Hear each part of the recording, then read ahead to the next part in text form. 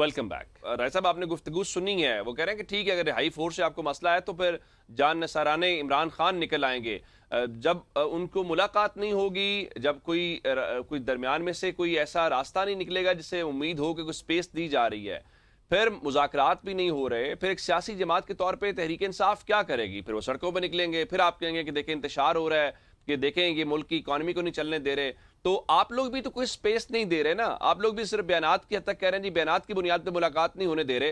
حالانکہ یہی نواز شریف صاحب تھے، صحافی ان سے ملتے تھے، جو گفتگو کرتے تھے وہ 12 کے انٹرویو کی صورت میں چلاتے بھی تھے اور چھاپتے بھی تھے۔ دیکھیں، یہ دو چیزوں کو کمپیرزن بنتا نہیں ہے۔ دیکھیں، یہ جو 9 مئی کا واقعہ ہوا، جتنے میں نے یہ پچھلے آپ کے سیگمنٹ میں جتنی باتیں کی، افغانستان سے لے کر نواز شریف صاحب کے متوالوں نے کب جی ایچ کیو پہ حملے کیے تھے، کب کور کمانڈر ہاؤس جلائے تھے، کب شہداء کی یادگاروں کو بے توقیر کیا تھا، توڑ پھوڑ کی تھی، کب کیپٹن کرنل شیر خان شہید کے مجسمے کو جو ہے وہ ان کے مبارک سر کو فٹ بال بنایا تھا۔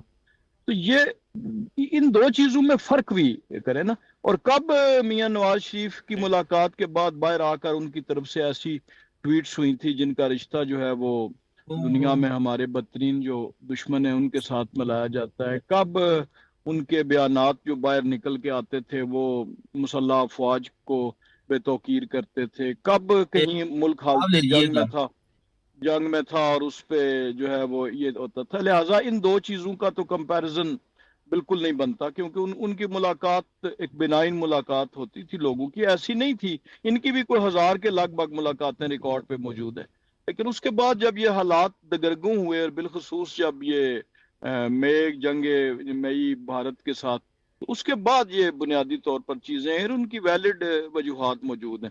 لیکن نا، ابھی آپ نے خود کہا کہ جی آج کمرہ عدالت میں یہ کہا گیا کہ جی 9 مئی کے پیچھے نیب ہے۔ تو اب تو وہ دن دور نہیں، شاید یہ گھوم کے تو 9 مئی کے پیچھے پہلے فالس فلیگ تھا، پھر 9 مئی کے پیچھے حکومت تھی، حکومتی اتحادی جماعتیں تھیں، تو اب نیب آ گیا ہے۔ اب یہ شاید گھوم پھر کے تو 9 مئی کے پیچھے اب سپریم کورٹ ہی رہ گئی ہے، یا جو سپیریئر جوڈیشری ہے اسی پہ الزام آئے گا کہ 9 مئی کے پیچھے تھی، اب وہی رہ گئے، باقی تو کوئی بچا نہیں۔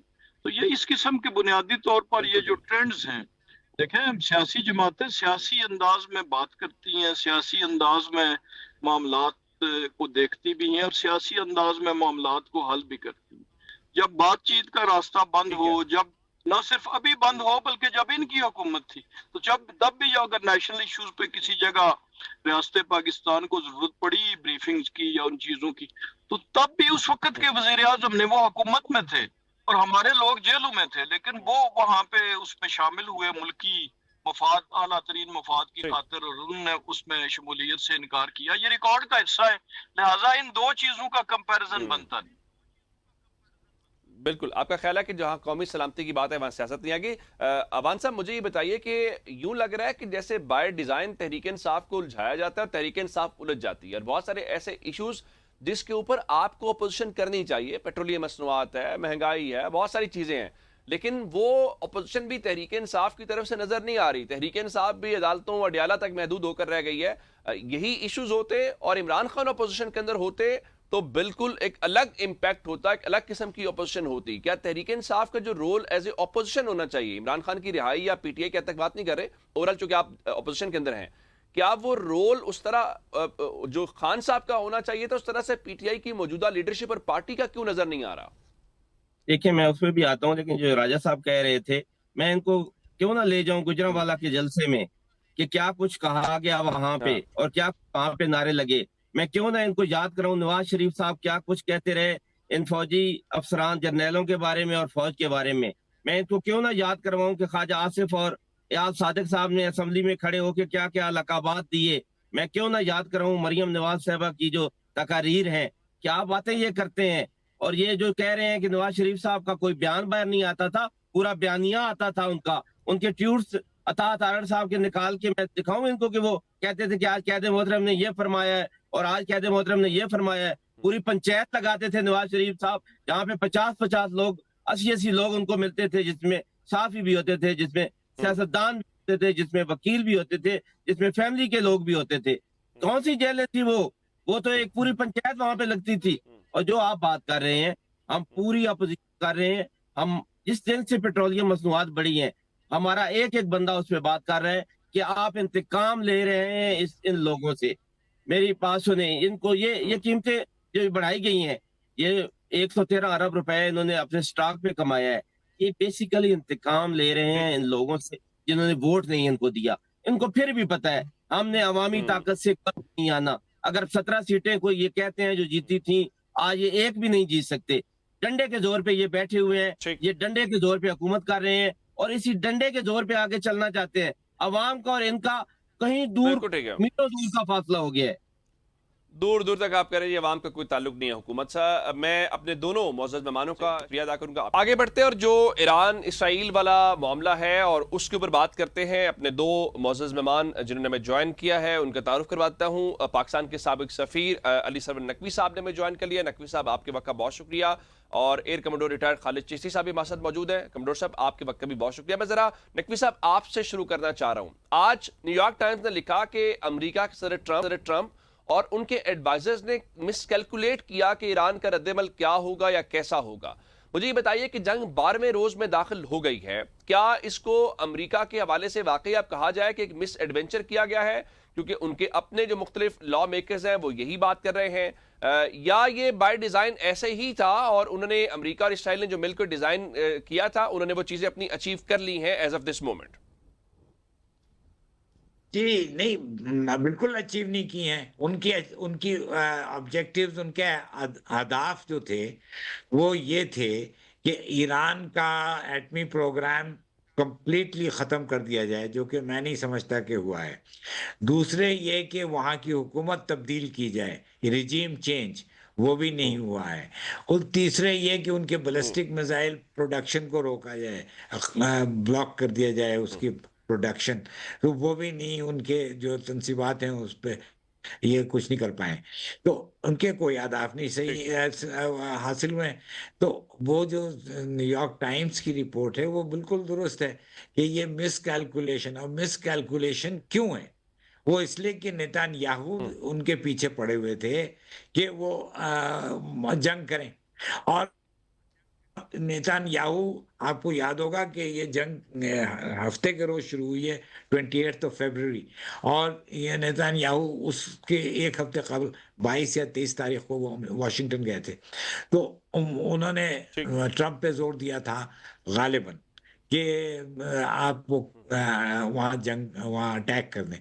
तो कहने का मकसद ये है कि ये जो सारे सर्कमस्टांशियल प्रूफ्स हमारे पास हैं, उससे ये जाहिर होता है कि ना तो वो अपने टारगेट्स हासिल कर पाए और ना ही वो उन्होंने पूरी तरह तैयारी की थी, कोई प्लान बी बनाया हो कि भाई आगे क्या होगा, अगर फर्ज किया ये इस तरह नहीं होता है तो आगे दूसरा क्या तरीका होगा।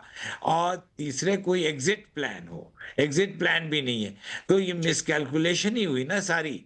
ये तो न्यूयॉर्क टाइम्स सही कह रहा है कि मिसकैलकुलेशन की वजह से ये सारा कुछ अभी हुआ है, और अब इनको समझ में नहीं आ रहा कि ये क्या करें। ये कह रहे हैं कि जंग खत्म होने वाली है। ईरान कहता है कि हम तो डटे हुए हैं, हम लड़ेंगे, और हम उस वक्त तक लड़ेंगे जब तक हम नहीं महसूस करते कि जंग खत्म होगी। तो नाउ दी ठीक है, आपका पॉइंट ऑफ व्यू बिल्कुल ठीक है, बिल्कुल ठीक है सर, कि मिस कैलकुलेट भी किया और प्लान बी भी नहीं है। मैं खालिद चिश्ती साहब आपकी तरफ आना चाह रहा हूं। जब आखिरी बार हमारी आपकी बात हुई थी तो आपने कहा था कि स्टेट ऑफ हॉर्मुज़ को बंद करना ईरान के लिए कोई इतना मुश्किल काम नहीं है।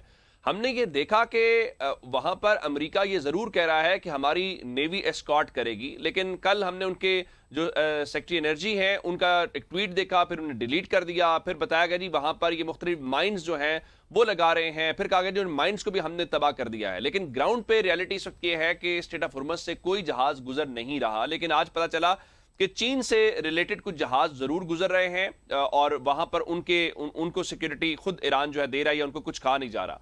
अब ये बताइए कि क्या प्रैक्टिकली जो अमेरिका कह रहा है स्टेट ऑफ हॉर्मुज़ में से जहाज गुजारने का, क्या वो गुजार सकता है, या यहां पर जो ईरान की स्ट्रेटेजी है कि इसको चोक किया जाए और उसकी जो हीट है वो पूरी दुनिया को, खासकर गल्फ कंट्रीज को महसूस हो, और वो महसूस हो रही है? जी उमर साहब, बहुत शुक्रिया आपने इनवाइट किया। میرا تو شروع دن سے ماننا ہے کہ امریکہ اپنی انفورس نہیں کر سکے گا یہ خواہش کہ اسٹریٹ آف ہارمز کو وہ کھلا رکھ سکتا ہے. اتنی بڑی ملٹری مائٹ ہے، اس کے باوجود آپ نے نوٹ کیا ہے کہ تقریباً انشورنس جو ہے وہ کوئی 850% بڑھ گئی ہوئی ہے رسک کی وجہ سے. پھر آپ نے دیکھا کہ امریکن پریزیڈنٹ نے خود کہا کوئی 4 دن پہلے کہ ہم شپس کو اسکارٹ کریں گے، شپنگ لائن کو پروٹیکشن دیں گے. تو اب نہ ان کی ایشورنس کوئی مانگ رہا ہے، نہ ان کی انشورنس کو کوئی مانگ رہا ہے. دونوں طرف سے ہی آپ دیکھ لیں کہ دنیا کی سپر پاور ہے، لیکن وہ یہ کانفیڈنس دینے میں کامیاب نہیں ہو سکی شپنگ لائنز کو کہ ہم آپ کو پروٹیکشن دیں گے اور اسکارٹ کر کے لے جا سکیں. وہی مینیفیسٹیشن نظر آ رہی ہے. ایران کے پاس ایک آپشن صرف مائنز کی نہیں ہے، اس کے پاس ایک اور آپشن بھی ہے، وہ ہوتا ہے انمینڈ انڈر واٹر اٹیک وہیکلز بھی ہوتی ہیں، UUAV. وہ بنیادی طور پہ چھوٹی سی منی اسکوٹر ہوتا ہے انڈر واٹر، اور ویپن کیری کرتا ہے اور وہ انمینڈ ہوتا ہے، بالکل سوئسائڈل ہوتا ہے. اس پر لانچ کیا جاتا ہے اور وہ ویوز بھی کریٹ نہیں کرتا جس سے ڈیٹیکٹ کیا جا سکے. تو وہ بہت بڑا سرپرائز دے سکتا ہے، جس سے امریکن شپس بھی ڈر رہے ہیں. اور ظاہر ہے شپنگ لائن کمپنیوں کو بھی یہ پتا ہے کہ اس طرح کے اگر اٹیک ہوئے تو پورا شپ ان کا چلا جائے گا. اور اتنے $1.5 ملین کا تقریباً اس پہ سامان ہوتا ہے اور اتنا ہی تقریباً کا جہاز ہوتا ہے. تو آئی تھنک کوئی بھی نقصان اٹھانے کو تیار نہیں ہے. ابھی بھی میرا ماننا یہ ہے کہ جو انفورسمنٹ کر رہا ہے وہ ایران بہتر مینج کر رہا ہے. اور ایک امپورٹنٹ چیز ہے کہ ایک سی ورژن میں ایک ٹرم یوز ہوتی ہے گوندل صاحب، وہ ہوتی ہے سی ڈینائل اور سی کنٹرول. سی ڈینائل یہ ہوتی ہے کہ ہم اس طرح سے جیسے مائن بچھا دی کہ ہم بھی نہیں کھیلیں گے، آپ کو بھی نہیں کھیلنے دیں گے، ٹھیک ہے. ایک ہوتی ہے سی کنٹرول. سی کنٹرول یہ ہوتی ہے کہ کنٹرول ہمارا ہوگا، ہماری مرضی سے شپنگ جائے گی اور ہماری مرضی کے بغیر نہیں جائے گی.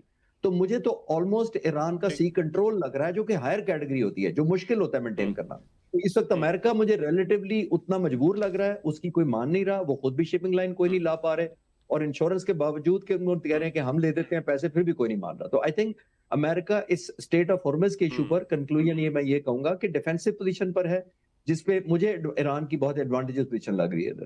بالکل ٹھیک. اس ڈسکشن کے سلسلے کو یہیں سے کنٹینیو کرتے ہیں. ذرا مجھے بریک کا کہا جا رہا ہے، بریک کے بعد